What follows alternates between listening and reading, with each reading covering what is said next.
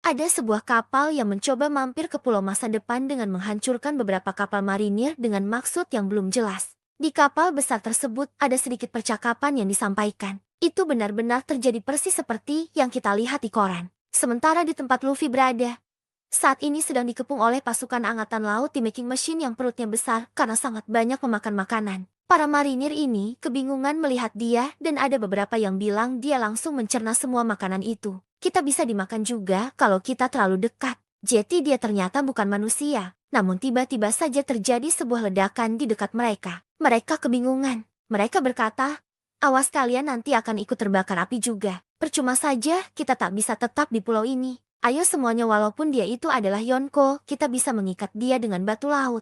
Pada saat itu ternyata Luffy sudah merubah dirinya kembali ke bentuk Gear 5 dan mulai tertawa. Kemudian kita kembali lagi keluar pulau. Di sana kapal pemerintahan dunia terus-menerus membombardir pulau secara brutal. Dengan mengatakan sudah selesai untuk Egghead kali ini. Naik semua ke kapal. Kembali masuk ke dalam pulau dengan melihat situasi terkini keberadaan dari Bonnie dan juga Kuma. Saat ini, mereka bersama dengan Atlas dan juga Franky berada dalam situasi yang sangat berbahaya. Karena mereka sudah terjatuh sebelumnya saat menaiki vakum roket yang jalur kendaraan tersebut dipotong oleh Kizaru sebelumnya. Mereka semua terjatuh dari atas dan yang mengerikannya lagi adalah para pasifista sudah bersiap untuk menargetkan mereka sesuai dengan perintah dari Saturn. Mereka sudah bersiaga untuk menembakkan serangan laser beam ke arah mereka. Saat itu juga Saturn memerintahkan untuk tembak ayah dan putri bodoh itu secara berkeping-keping. Lalu Vegapunk seperti memberi kode dengan berteriak kepada Atlas, mengatakan berikan itu pada Bonnie. Atlas memberikan suatu informasi kepada Bonnie. Yang nyatanya itu adalah informasi terkait dengan dia yang sudah bisa melakukan perintah kepada Pacifista. Karena sebelumnya Vegapunk sudah mengubah otoritas perintah dari Pacifista yang kini menjadi milik Bonnie. Bonnie langsung berteriak dengan memerintah Pacifista, jangan tembak kami ayah, tolong biarkan kami pergi dari pulau ini. Perintah tersebut langsung didengar pada robot raksasa tersebut. Para marinir kebingungan karena tidak mungkin ada yang bisa mendengar perintah tersebut di tengah-tengah ledakan besar yang terjadi. Kemudian Pacifista langsung bereaksi atas perintah tersebut.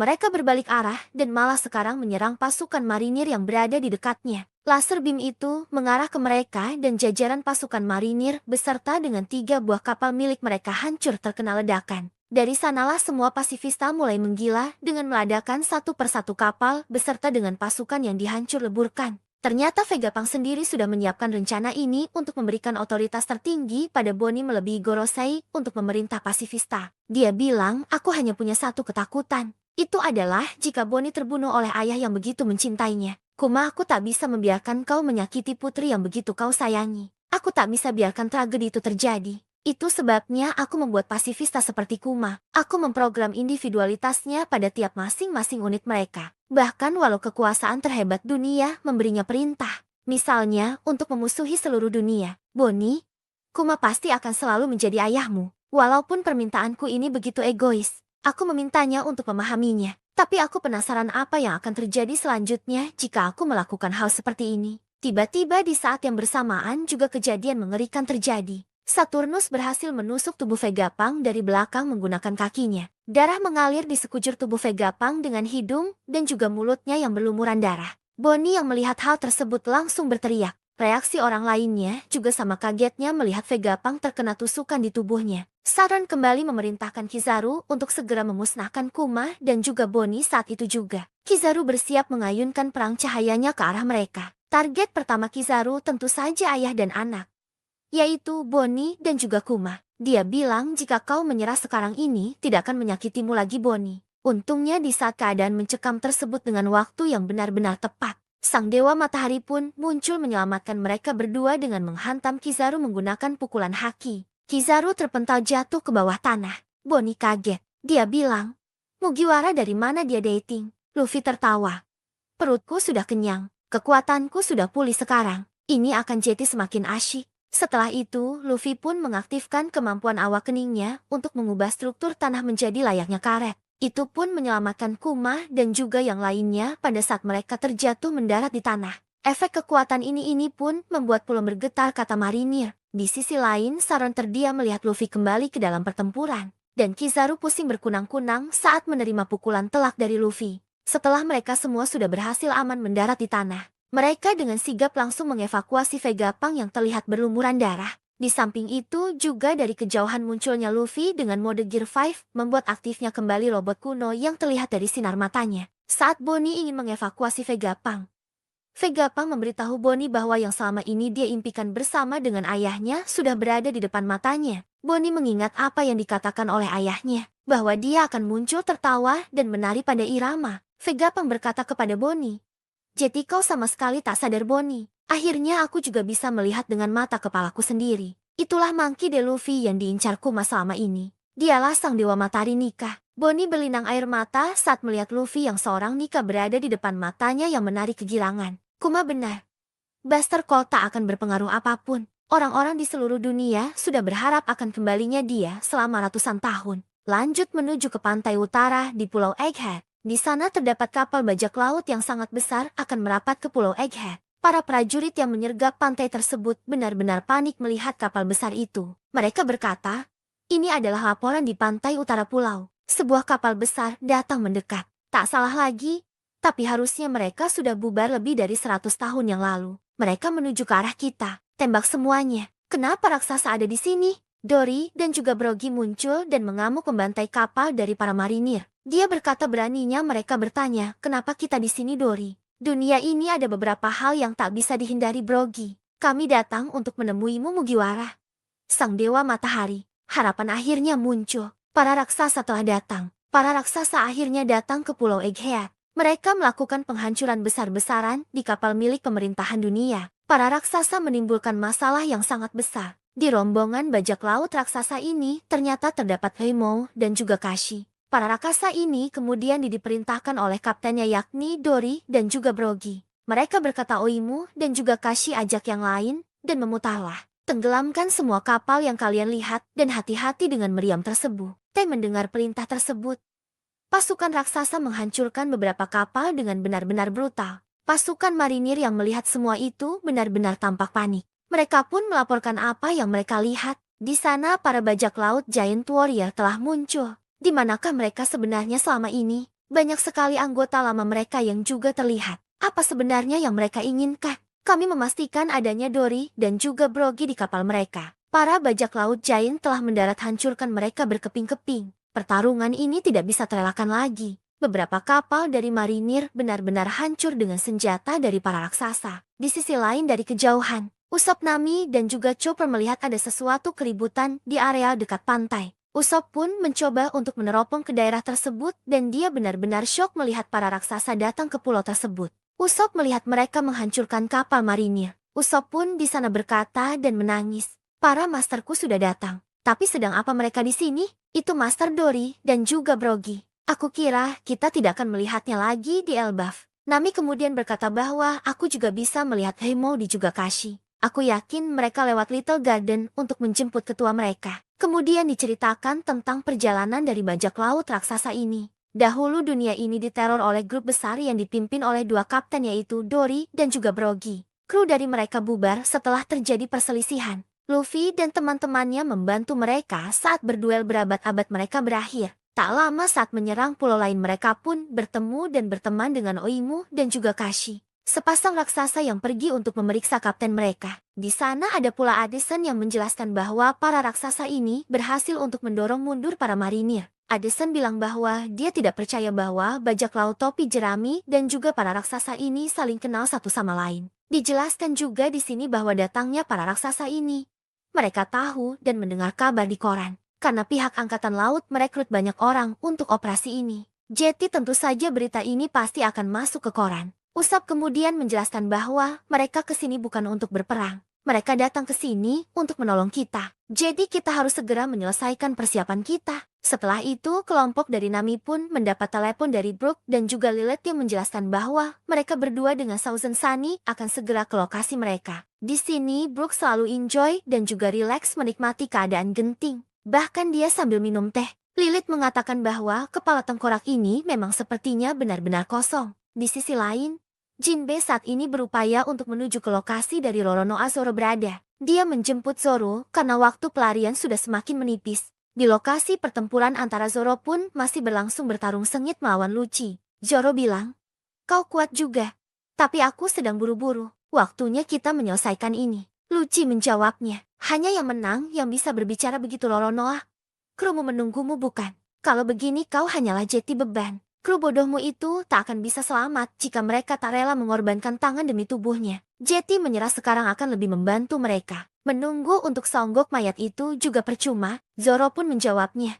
Kau bicara seperti kau yang mengendalikan pertarungan ini. Beralih ke pantai timur di Egghead. Para pasifista yang diperintahkan oleh Bonnie terus mengamuk menghancurkan beberapa kapal perang dari marinir. Dilaporkan bahwa sekitar 30 dari kapal kecil dan sedang sudah tenggelam. Yang lebih mengerikannya lagi, pasifista tak henti-hentinya untuk menyerang menggunakan lasernya. Kemudian ada sosok wakil admiral dengan dagu yang banyak, yang bernama Red King. Dia memerintahkan para pasukan untuk menarik mundur kapal yang kecil dan memajukan formasi kapal perang. Para marinir tentu tidak tinggal diam.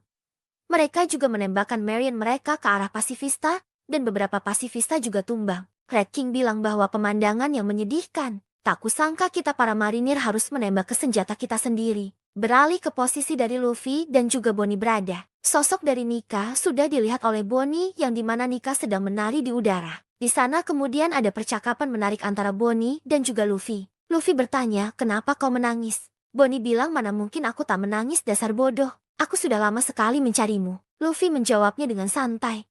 Tapi bukankah dari tadi aku di sini? Bonnie pun mengatakan, tapi aku tak tahu kalau kau itu adalah Nika. Luffy bingung.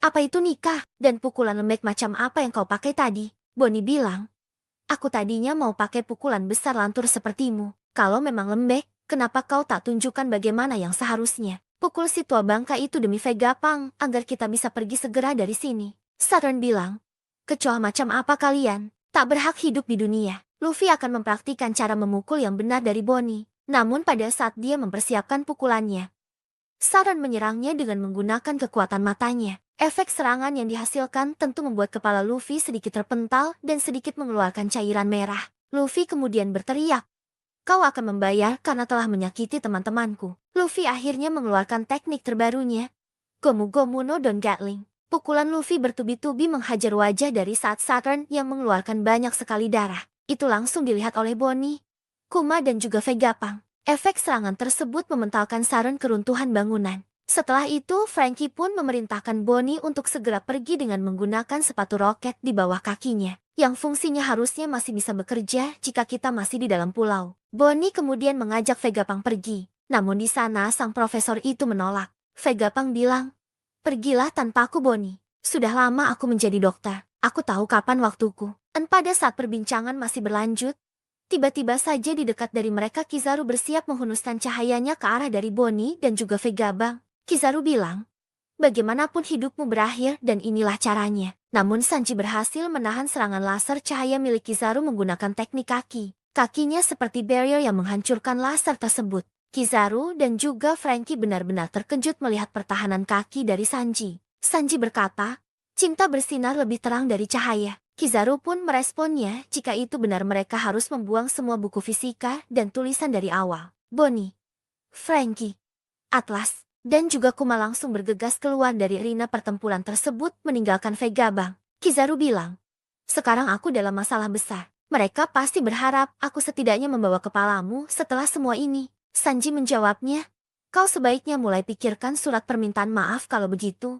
Beralih lagi ke kondisi dari Saturn yang mencoba kembali berdiri dari reruntuhan. Namun tiba-tiba ada seseorang yang mencoba untuk mendekatinya. Ternyata sosok tersebut adalah dua anggota dari kru bajak laut Kurohige yang sedang mendekati Saturn. The Supersonic Fan Ogre dan pemburu bulan sabit Katarina Devon. Devon bilang, tak setiap hari kulihat salah satu Gorosei terkapar di tanah. Wah, lihat dirimu. Kekuatan lezat macam apa yang kau punya? Tak kusangka seorang Gorosei akan turun dan menemui kami. Itu belum pernah terjadi sebelumnya. Tapi itu membuat pekerjaan kami jauh jadi lebih mudah. Devon pun kemudian menyentuh kaki Saturn dan berkata, misi selesai. Saturn bertanya kepada mereka, ada urusan apa kalian ke sini? Katarina Devon, aku terkejut seorang burunan level 6 September Timu memilih hidup sebagai seorang anak buah. Devon berkata, Teach itu spesial. Saturn pun bilang, maksudmu garis keturunannya ya? Devon berkata, jadi kau sudah tahu. Saturn kembali bertanya, apa yang kau rencanakan dan incar kali ini? Apa yang menjadi tujuan dari kalian?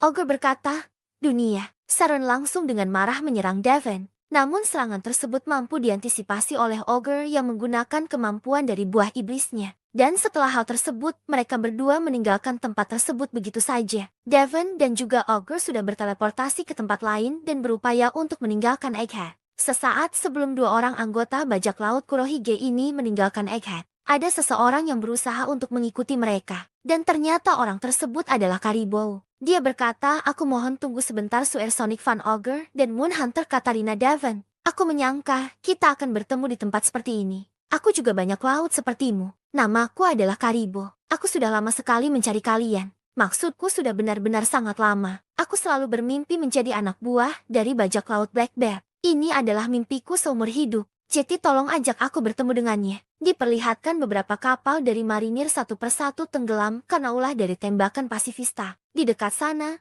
di sebuah hutan ada Ogre dan juga Devon yang berencana untuk meninggalkan tempat tersebut. Setelah misi dari mereka tercapai untuk menyenuh tubuh dari Saint Saturn. Namun di belakang mereka tiba-tiba ada Karibou yang meminta pertolongan mereka untuk membawanya pergi dari pulau tersebut dan ingin bertemu dengan sosok Kurohige. Disinilah ada beberapa percakapan dari mereka. Dimulai dari Karibou yang berkata, "Kumohon tunggulah sebentar." Devon dan juga Ogre mempertanyakan pernyataan dari Karibou tersebut. "Siapa dia sebenarnya? Kau mungkin seorang banak laut, tapi ini adalah pulau milik pemerintah.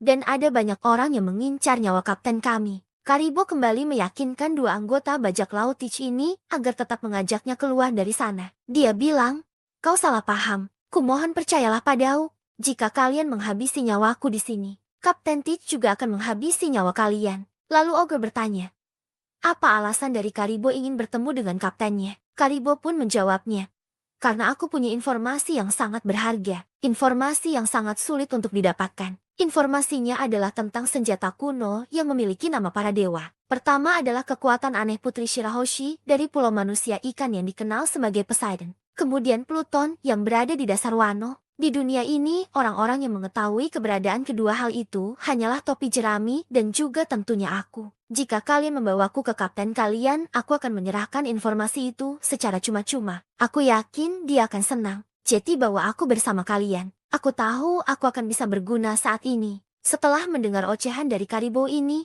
mereka berdua pun tampaknya berpikir, namun belum menentukan keputusan apakah akan mengajak si lumpur ini pergi bersama dengan mereka. Kemudian kita lanjut ke dalam pertempuran di Pulau Egghead. Marinir masih berupaya untuk menembakkan mari mereka ke arah dari pulau untuk memastikan bahwa pulau itu benar-benar akan hancur. Namun tak semudah yang dibayangkan. Beberapa dari robot buatan Vegapunk berjenis pasifista Mach ketiga benar-benar menjadi lawan yang berat bagi mereka. Gelembung pertahanan atau yang sebut sebagai Babel Shield membalikan tembakan meriam yang justru mengarah ke kapal dari mereka sendiri.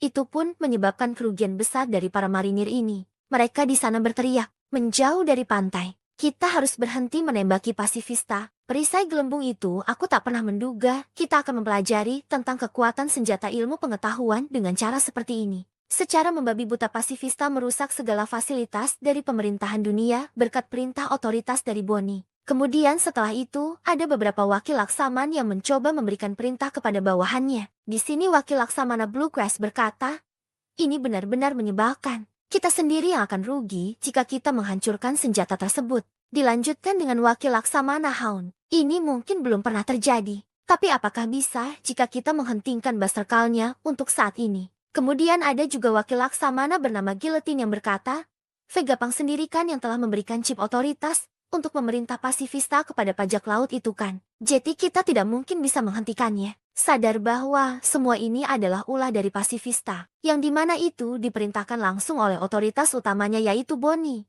Maka dari itulah salah satu wakil admiral yakni Doberman menginstruksikan kepada rekan-rekannya setelah ini tidak diragukan lagi kalau dia adalah seorang pengkhianat. Fokus kita sekarang untuk mengembalikan pasifista ke pihak kita kembali. Itu berarti kita harus menyingkirkan Bonnie. Seluruh wakil laksama yang ada, segera tinggalkan pos kalian dan pergi memburunya sekarang juga. Rute pelariannya saat ini dari pusat Fabrio Face akan membawanya ke pantai timur laut. Kita harus melenyapkannya secepat mungkin. Kemudian di sisi lain, ada juga wakil laksamana yang bertugas untuk menangkap aliansi Luffy, seperti Frankie dan juga Bonnie. Wakil laksamana ini bernama Tosa. Dia berkata, "Baik dimengerti. Di sini Tosa. Aku berada tepat di belakang mereka." Jadi aku akan menghentikan mereka sekarang juga. Jari-jari ini akan menyeret mereka ke neraka. Dan jari-jariku ini bahkan bisa merobek baja sekalipun. Kemampuan dari wakil Laksamana ini cukup unik. Dia ternyata mempunyai salah satu kemampuan dengan menjadikan jarinya sebagai senjata mematikan yang diselimuti oleh haki. Kemampuannya ini dia sebut sebagai teknik Tosha Crunch. Pada saat sedikit lagi, kemampuan ini menyentuh tubuh Bonnie dan juga Frankie. Tiba-tiba saja ada bala bantuan yang mendekati mereka dengan sebuah kapak yang secara brutal menghantam tubuh dari wakil Admiral Tosa. Frankie dan juga Bonnie terkejut. Mereka berkata, ada raksasa di pulau ini. Apa mereka musuh juga? Dory dan juga Brogy menghampiri mereka. Kami memeriksa poster buronan untuk memastikan kami mengenali anggota-anggota baru dari mereka. Tapi tidak ada satupun dari kalian yang terlihat familiar. Jadi apa kalian seorang peneliti? Kami datang ke sini untuk menemui topi jerami. Frankie bertanya kepada mereka.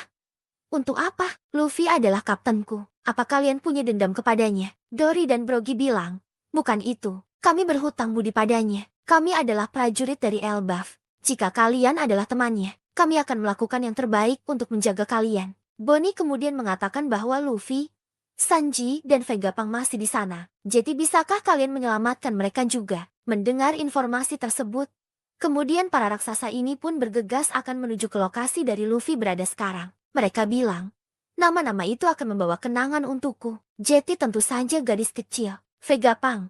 Jetty dia orang yang dibicarakan oleh peneliti itu kan, atau Dory dan juga Brogy kemudian memerintahkan krunya untuk segera mengamankan Bonnie dan juga yang lainnya ke kapal mereka. Di sini ada perkataan dari Frankie yang cukup unik. Dia berkata, apa mereka ini master yang selalu dibicarakan oleh Usopp? Kemudian di tempat lain, ada juga beberapa wakil admiral yang diperlihatkan, seperti wakil Laksamana Urban, wakil Laksamana Pempsky, dan wakil Laksamana Bluegrass dan juga Dal. Mereka bilang bahwa koneksi dari telepon mereka telah diputus. Jetty ini adalah ulah dari para raksasa. Mereka semua pun akan menyerang dari laut. Bluegrass bertanya kepada Dal, apakah Dal ini pernah menghadapi mereka sebelumnya? Dal pun bilang bahwa komandannya dulu sekitar 20 tahun yang lalu adalah seorang raksasa. Bluegrass kemudian menjelaskan bahwa memang benar, Saul adalah orang yang sangat kuat. Di sisi lain memperlihatkan Bonnie dan yang lainnya berhasil dievakuasi oleh para raksasa.